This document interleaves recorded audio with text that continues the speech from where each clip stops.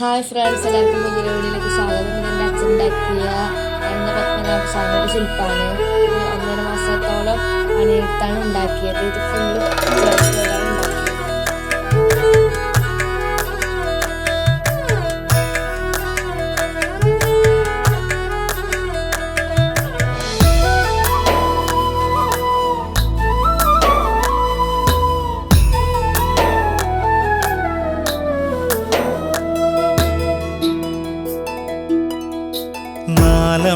നാലമ്പലമണയാനൊരു തുണയായിടാം ഞാൻ, പുതുമഴ നനയാതെ കുട നീർത്തിടാം ഞാൻ, കളമൊഴി ചൊല്ലാൻ പാട്ടുമോ